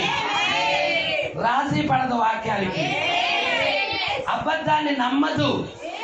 ప్రజలా ప్రపంచ సంఘముల ఉద్యమంలో జాయిన్ అవ్వదు. ప్రజలా దాని గురించే చెప్తున్నాడా? చదువమ్మా. ప్రతిమను చెయ్యవలెనని అది భూనివాసులకు చెప్పుచు జరుగుతుంది. అదే ఇప్పుడు జరగబోతున్న కార్యం అదే. భూనివాసులకు చెప్పుచు ఆ మృగము ఎదుట చేయుటకు తనకియబడిన సూచనల వలన భూనివాసులను మోసం చేస్తుంది. దేవుడు మాతోనే ఉన్నాడు, మా సంఘంతోనే ఉన్నాడు అని భూనివాసులను మోసం చేస్తా ఉంది. మరియు ఆ మృగము యొక్క ప్రతిమ మాట్లాడునట్లు ఇప్పుడు ప్రతిమకి అధికారం ఇవ్వబడుతుంది. ఆ మృగము యొక్క ప్రతిమ మాట్లాడునట్లు ఆ మృగము యొక్క ప్రతిమకు ఆరాధన, నమస్కారం అంటే ఏంటి? వర్షిప్. ఆరాధన చెయ్యని వారిని హతము చేయునట్లు ఆ మృగము యొక్క ప్రతిమకు ప్రాణమిచ్చుటకై ఇప్పుడు హతము చేసే అధికారం కూడా దానికి పవర్ పొందుకుందా? కొద్దివారేమి గొప్పవారేమి అందరూ ఆ మృగం వెంట వెళ్తున్నారు, ఆ ప్రతిమ వెంట వెళ్తున్నారు. అందరూ భూనివాసులు అందరినీ మోసగిస్తా ఉంది. ఇక్కడ ప్రవక్త ఏం చెప్పాడో చూద్దాం. సంగమా ఇక్కడే ఉన్నారా? ఫాలో అవుతున్నారా? ఇక్కడ ఏం చెప్పాడో చూద్దాం. కాబట్టి వారు తమలో తాము ఏకమగుచున్నారు. ఇక్కడ ఉన్న మా సంఘ కాపరి అనేకులు ఇంకా సంగతులు చదువుచున్నవారు మీరు చెప్పగలరు. ప్రపంచము యొక్క సంఘ ఐక్య ఉద్యమమును కలిగి ఉన్నారు. దానికి పైన ఒక లూథరన్ సేవకుడు ఉన్నాడు, ఒక బిషప్ ఉన్నాడు. ఈ ప్రపంచ సంఘముల సమైక్య పైన ఒక బిషప్ ఉన్నాడు, ఒక మానవుడు ఉన్నాడు. ఒక విపత్తు వచ్చినప్పుడు, ఒక భయంకరమైన విపత్తు వచ్చినప్పుడు అది ఇక్కడ ఉన్న ఈ పొరుగున కూడా సంభవించును. ఆ ప్రపంచ సంఘ సమితిలో మనము ఏకము కాని ఎడల మన సంఘము ఇక సంఘముగా పరిగణించబడదు. ఏకం కాకపోతే మన సంఘముగా పరిగణించబడదు. వారు ఒక స్టోరు గదిగా దాన్ని వాడుకోవచ్చు. ఇక నువ్వు ఇక్కడ వర్షిప్ చేయడానికి లేదు, నువ్వు వర్షిప్ చెయ్యాలంటే మా ప్రపంచ సంఘముల ఉద్యమంలో జాయిన్ అవ్వాలి. మిగతా సంఘాలన్నీ జాయిన్ అయినాయి, నువ్వు కూడా జాయిన్ అవ్వాలి. అయ్యా మేము జాయిన్ అవ్వమయ్యా అన్నట్టే నువ్వు ఇక్కడ వర్షిప్ చేయడానికి లేదని దాన్ని తాళాలు లాగేసుకుంటారు. ప్రజల దాన్ని ఒక స్టోర్ గదిగా ఉపయోగిస్తారు. ఎవరైనా వాళ్ళు చెప్పిన శాసనాన్ని మీరి ఎవరైనా ఆరాధన చేసినా, వర్షిప్ చేసినా, లేక ఎవరైనా ఆపదలో ఉంటే ప్రార్థన చేసినా వాళ్ళని వచ్చి నిర్దాక్షిణంగా కాల్చి చంపేస్తారు.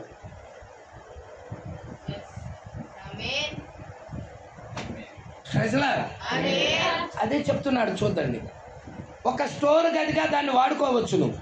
ఎవరైనా మరణ వ్యవస్థలో ఉండుట లేక బాధలో ఉండుట మన సహోదరుల్లో ఒక సహోదరుడు చూచి ఆ వ్యక్తికి ఎట్టి ఆత్మీయ ఆశీర్వచనమైన మరి ప్రార్థనైన అందించుటకు ప్రయత్నించిన ఎడల అతనిని లేక మనలను కాల్చి చంపవచ్చు.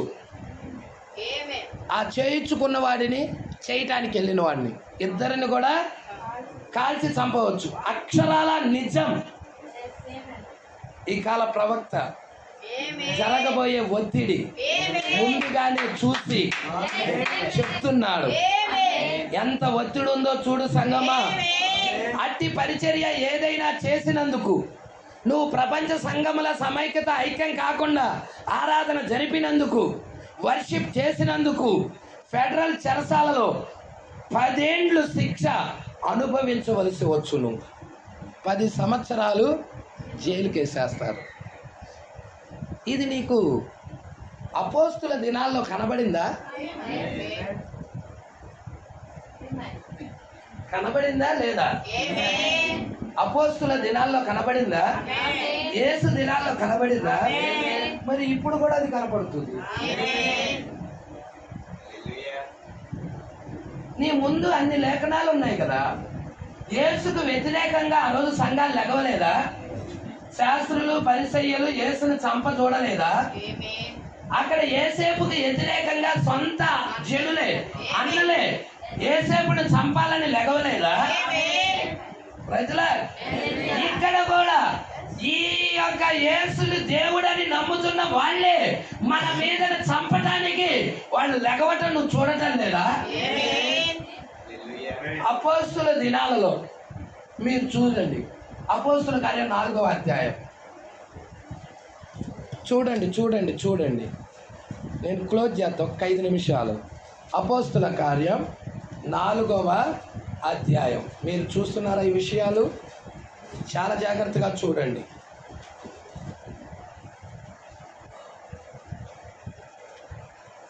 13వ వచనం.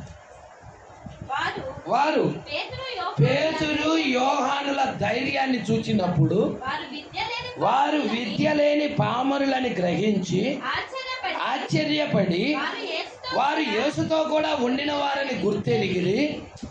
స్వస్థత పొందిన ఆ మనుషుడు వారితో కూడా నిలిచియుండుట చూచి ఏమియు ఎదురు చెప్పలేకపోయిరి. అప్పుడు సభ వెలుపలికి పోండని వారికి ఆజ్ఞాపించి తమలో తాము ఆలోచన చేసి ఈ మనుషులను మనమేమి చేయుదుము? వారి చేత ప్రసిద్ధమైన సూచక క్రియ చేయబడి ఉన్నదని యెరూషలేములో కాపురమున్న వారందరికీ స్పష్టమే. అది జరగలేదని చెప్పజాలము. అయినను ఇది ప్రజలలో ఇక వ్యాపించకుండా ఉండుటకై ఇక మీదట ఈ నామమును బట్టి ఏ మనుషులతోనైనను మాట్లాడకూడదు అని మనము వారిని బెదర పెట్టవలెనని చెప్పుకొనిరి.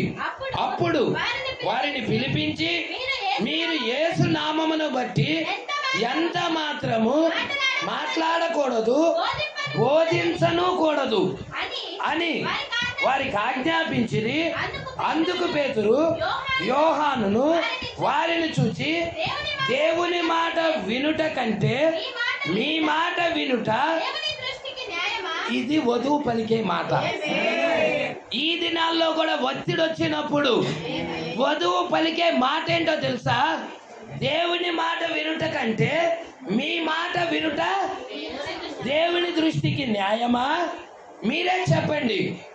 మేము కన్న వాటిని విన్న వాటిని చెప్పక ఉండలేమని వారికి ఉత్తరం ఇచ్చిరి. ప్రజలందరూ జరిగిన దానిని గూర్చి దేవుని మహిమపరచుచుండిరి కనుక సభవారు ప్రజలకు భయపడి వీరిని శిక్షించి విధమేది కనుగొనలేక వీరిని గట్టిగా బెదిరించి విడుదల చేసిరి. ప్రజల 23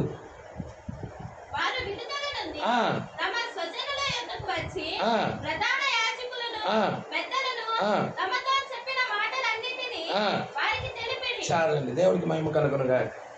ఒత్తిడి వచ్చిందా? అక్కడ ఒత్తిడి టైంలో బలంగా నిలబడ్డారా? హల్లెలూయా. దెబ్బలు తినడానికైనా ఇష్టపడ్డారు, కొరడాలతో కొట్టించుకోవటానికైనా ఇష్టపడ్డారు. ప్రజల సత్యము పక్షాన నిలబడ్డారు. ఈ వధువుని ఎవరు కొట్టలేరులేండి. ఎందుకంటే ఈ వధువుకి ఆయన మహిమ శరీరాన్ని ఇచ్చేస్తాడు, ఆ వాక్యపు శరీరాన్ని ఇచ్చేస్తాడు. ఆ ఒత్తిడి టైంలో నీ పక్షాన నిలబడటానికి ఇక్కడ ఒక ఆయన దిగి వస్తున్నారు. నేను మీకు చూపించి క్లోజ్ చేస్తా. 14వ అధ్యాయం జకర్యా గ్రంథం. జకర్యా గ్రంథం 14వ అధ్యాయం 3వ వచనం. అప్పుడు అందరు తీశారా? చూడండి చూడండి. హల్లెలూయా. అన్య జనులందరినీ నేను సమకూర్చబోచున్నాను, పట్టణము పట్టబడు. నమ్మ 2 నుండి చదువు. ఏలయనగా యెరూషలేము మీద యుద్ధము చేయుటకు నేను అన్యజనులందరినీ సమకూర్చబోచున్నాను. పట్టణము పట్టబడును, ఇండ్లు కొల్లబెట్టబడును, స్త్రీలు చెరపబడుదురు. పట్టణములో సగము మంది చెరపట్టబడి పోవుదురు. అయితే శేషించిన వారు నిర్మూలము కాకుండా పట్టణములో నిలుదురు. అప్పుడు యెహోవా బయలుదేరి తాను యుద్ధ కాలమున యుద్ధము చేయ రీతిగా ఆ అన్యజనులతో యుద్ధము చేయును. ఆ దినమున యెరూషలేము ఎదుట తూర్పుననున్న ఒలీవల కొండ మీద ఆయన పాదాలు ఉంచగా, ఒలీవ కొండ తూర్పు తట్టుకు పడమటి తట్టుకు నడిమికి విడిపోయి సగము కొండ ఉత్తరపు తట్టుకు, సగము కొండ దక్షిణపు తట్టుకు జరుగును. కనుక విశాలమైన లోయ ఒకటి ఏర్పడును. కొండల మధ్య కనబడు లోయ అజీలు వరకు సాగగా మీరు ఆ కొండ లోయలోనికి, అంటే దేవుడు దిగొచ్చాడా? అక్కడ యెహోవా దిగొచ్చాడా? అక్కడ ఒక మార్గాన్ని ఏర్పాటు చేశాడా? ఆ మార్గంలోకి తప్పించుకోవడానికి కొందరు తప్పించుకోవడానికి ఆ మార్గంలోకి వెళ్ళారా? హల్లెలూయా! ఆ లోయలోకి వెళ్ళారా? మీరు తప్పించుకోవడానికి ఆ లోయలోకి వెళ్ళారా? మరి ఈ రోజు కూడా తప్పించుకునే మార్గం ఏదైనా ఉన్నదా? రాబోయే ఉగ్రత నుండి తప్పించుకునే మార్గం ఉన్నదా? ఈ రోజు వధువు దానిలోకి వెళ్తా ఉన్నదా? హల్లెలూయా! అప్పుడు యెహోవాయే ఈమె పక్షాన నిలబడి యుద్ధం చేయబోతా ఉన్నాడు. ఈమె ఇక ఆహారం సృష్టించుకుంటది. ఎలాంటి ఒత్తిడో తెలుసా? ఎలాంటి ఒత్తిడో తెలుసా? నీకు రేషన్ కార్డు బ్లాక్ అయిపోతుంది. ఆ ఫెలోషిప్ కార్డు లేకపోతే నీకు ఆహారం కొనటం లేదు, అమ్మటము లేదు. కొనటం లేదు, కొనకపోతే అమ్మకపోతే మన బ్రతుకు గడవటం కష్టమా కాదా? ఆ ప్రతిమ టైంలోనే అది జరుగుతుంది. చూసారా? ప్రకటన 13లో ఎన్నో వచ్చినామమ్మా? ప్రకటన గ్రంథం 13వ అధ్యాయం చదవమ్మా. అక్కడి నుంచి ఏలు పెట్టిన కానీ చదువు. కాగా కొద్దివారు గాని, గొప్పవారు గాని, ధనికులు గాని, దరిద్రులు గాని, స్వతంత్రులు గాని, దాసులు గాని అందరూ తన కుడి చేతి మీదైనా తమ నొసటి మీదైనా ముద్ర వేయించు కొనున్నట్లు. ఇప్పుడు ముద్ర అనేది చిప్పులు అనుకుంటున్నారు. నొసలలో చిప్పులు పెడతారేమో, చేతిలో చిప్పులు ఎక్కిస్తారేమో, యూట్యూబ్లో వదులుతున్నారు. అన్ని తప్పుడు ఆలోచన, శుద్ధ తప్పులు. హల్లెలూయా! మిమ్మల్ని ట్రాక్ తప్పించడానికి అపవాది ఏర్పాటు చేస్తున్నాడు. మృగపు ముద్ర ఆల్రెడీ భూమి మీద ఉంది. దేవుని ముద్ర ఎలా ఉందో మృగపు ముద్ర కూడా ఉంది. ఇప్పుడు ఆ మృగపు ముద్ర వేయించుకోకపోతే, అంటే ఆ ఫెలోషిప్ కార్డు లేకపోతే నువ్వు వర్తకం చేయటం కష్టం. హల్లెలూయా! అమ్మటము కానీ కొనటము కానీ కష్టం. అవునా? ఇక్కడే ఉన్నారా సంగమా? హల్లెలూయా! దేవుడికి మహిమ కలుగును గాక. ఇక్కడే పట్టుకోండి, చాలా జాగ్రత్తగా గమనిద్దాం. కాబట్టి మనము ఆ ముద్ర టైంలో మరి వాళ్ళు ఆ ఫెలోషిప్ కార్డు తీసుకోమన్నప్పుడు మనం తీసుకోం. అన్ని బ్లాక్ చేస్తారు. నీ బ్యాంక్ బ్యాలెన్స్ బ్లాక్ చేస్తారు. మీకు బ్యాంకులో నుంచి ఏం రావు. నువ్వు దాచుకున్న డబ్బులన్నీ వాళ్ళు స్వాధీనపరుచుకుంటారు. నీ చర్చిని బ్లాక్ చేస్తారు. చర్చిని కర్మాగారాలుగా వాడుకుంటారు, గూడముసుగా వాడుకుంటారు, ఆయుధాలుగా వాడుకుంటారు ప్రజల. ఆ తర్వాత నీ ఫలాలను కూడా స్వాధీనం చేసుకుంటారు, నీకున్న ఆస్తులను కూడా స్వాధీనం చేసుకుంటారు. ఆ టైంలో నువ్వు ఎటువైపు కన్నులెత్తాలో తెలుసా? హల్లెలూయా! 4 దిక్కులు ముడిపడితే, తూర్పు, పడమర, ఉత్తర, దక్షిణ 4 దిక్కుల నుండి వచ్చినట్టే దిక్కుల నుండి అన్ని జనులకు ఒత్తిడి వచ్చినప్పుడు, యూతులకి ఒత్తిడి వచ్చినప్పుడు పై నుంచి సహాయం వచ్చింది. పై నుండి ఒక ఆయన దిగొచ్చారు. ఈరోజు వధువుకు కూడా పై నుండి అన్ని దిక్కులు ముయ్యబడను గాక. నువ్వు పలకబడిన మాట ద్వారా 5 రొట్టెలు 2 చేపలు 5,000 మందికి పంచినట్టుగా నువ్వు కూడా స్పోకెన్ వర్డ్ మినిస్ట్రీ కింద పలకబడిన మాట ద్వారాగా నీ ఇంటిలో నువ్వే పలుకుతావు. ఆహారం వస్తుంది. కుటుంబ సభ్యులందరూ ఆహారాన్ని తింటారు. నీ ఇంటిలో కాపరి ఉంటాడు. ఎవరా కాపరి? ప్రధాన కాపరి యేసుక్రీస్తే. హల్లెలూయా. అందరూ నీకు అన్ని విధాలుగా క్లోజ్ చేసిన దేవుడి దగ్గర నుండి నీకు ఆహారం అందుతా ఉంటుంది, సహాయం అందుతా ఉంటుంది. వాళ్ళకి అర్థం కాదు. అక్కడ ఒక స్త్రీ ఉంది. ఏలియా దినాల్లో లోకమంతా ఆ గ్రామము, యోధా ప్రాంతం అంతా కూడా కరువుతో 3.5 సంవత్సరాల మంచైన వర్షమైనా లేకుండా పోయినప్పుడు కరువుతో అల్లాడిపోతా ఉన్నారు ప్రజలు. కానీ ఏలియా అక్కడికి పంపించబడి ఒక స్త్రీ ఇంట్లో ఆహారం సమృద్ధిగా ఉంది. ఈ కాలంలో కూడా ఏలియా పంపించబడ్డారు. ఈ కాలంలో కూడా ఒక స్త్రీ ఉంది. ఆ స్త్రీ దగ్గరికి ఏలియా వర్తమానం వచ్చింది. బాధపడాల్సిన అవసరం లేదు, భయపడాల్సిన అవసరం లేదు. ఆహారాన్ని సృష్టించే దేవుడు ఉన్నాడు. ఆహారాన్ని పలకబడిన మాట ద్వారాగా సృష్టించుకుంటావు. రాజీ పడదు వధువు, దేవుడి మీద ఆధారపడుతుంది వధువు. హల్లెలూయా. ఎంతమంది ఇక్కడే ఉన్నారు? సంగమా, ఆనందిస్తున్నావా? హల్లెలూయా. మరి ఆ ఒత్తిడి టైంలో యూదుల పక్షాన దేవుడు దిగొచ్చినట్టుగా ఈ ఒత్తిడి టైంలో అన్ని జనుల పక్షాన ఆ దేవుడు ఈ ఒత్తిడి టైంలో ఈ పక్షం వహించడానికి ప్రవక్త అన్నాడు, ఎప్పుడైతే వధువు మీదకి ఒత్తిడి వస్తుందో అప్పుడు 3వ ఈడ్పు గమనించు. 3వ ఈడ్పు ఏంటి పాస్టర్ గారు?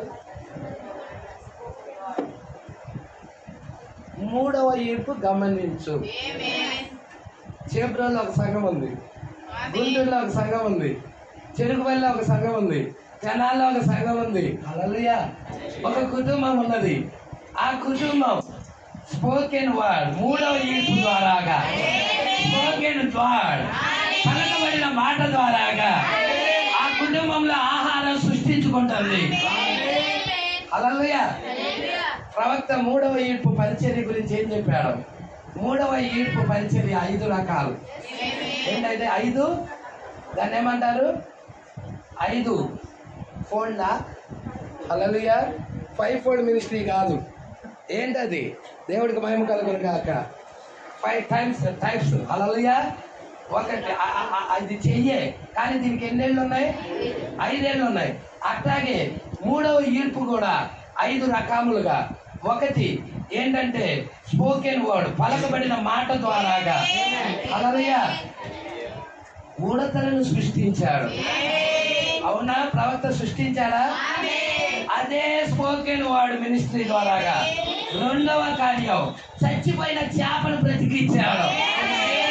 అదే స్పోకెన్ వర్డ్ మినిస్ట్రీ ద్వారాగా 3వ కార్యం కొలరాడ తుఫానుతో మాట్లాడాడు. అదే స్పోకెన్ వర్డ్ ద్వారాగా 2 హటిరైట్ యొక్క 2 బిడ్డలకి రక్షణ ఇచ్చాడు. అదే స్పోకెన్ వర్డ్ ద్వారాగా మీడా కణితి స్వస్థత వచ్చింది. వాళ్ళు నిన్ను ఆపదలో ఉన్న వ్యక్తి, అనారోగ్యంతో ఉన్న వ్యక్తి దగ్గరికి వెళ్ళి ప్రార్థన చేస్తే అమాంతంగా వాళ్ళు సరెండర్ అని గన్ను పట్టుకొని వస్తా ఉంటారు. ప్రజలా కాల్ చేయడానికి గన్ను పట్టుకొని వచ్చినప్పుడు వాళ్ళు ఆ ట్రింగ్ నొక్కే లోపలే వీళ్ళిద్దరు అదృశ్యమైపోతారు. ప్రజలా కళ్ళు మూసి కళ్ళు తెరిసేదానికి అక్కడ ఉండరు. ఏమైంది? వాళ్ళు చచ్చిపోయి పడిపోయారంటే లేదు, వాళ్ళు ఇంకోసారికి వెళ్ళిపోయారు.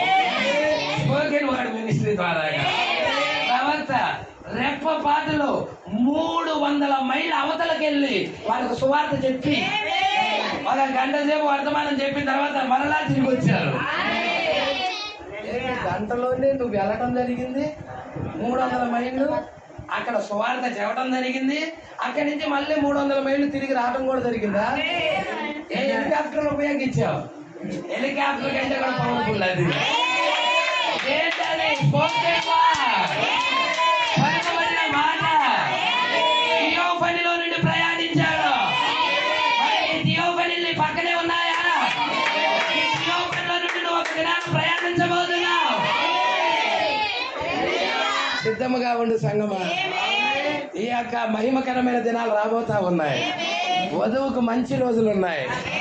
ఈ శరీరాన్ని వదిలి ఇంకొక శరీరంలోకి వెళ్ళబోతుంది వధువు. ఆ థియోఫనీలోకి వెళ్ళబోతుంది వధువు. ఆ వాక్యపు దేహంలోకి వెళ్ళబోతుంది వధువు. మరణము, దుఃఖము, వ్యాధి లేని ఆ శరీరంలోకి వధువు వెళ్ళబోతా ఉన్నది. ఎంతమంది ఇష్టపడుతున్నారు? దేవుడు మాటను దీవించి ఆశీర్వదించును గాక. మనమందరం లేచి నిలబడదాం. ఇలాంటి వర్తమానాలు మీకు మరిన్ని అందుబాటులో ఉండాలంటే ఈ ఛానల్ని సబ్స్క్రైబ్ చేయండి. ఇంకా ఈ ఛానల్ని సబ్స్క్రైబ్ చేసుకుని వారు ఉన్నట్లయితే ఈ వీడియోలో చూపించిన విధంగా సబ్స్క్రైబ్ చేసుకోనండి. ఆమేన్.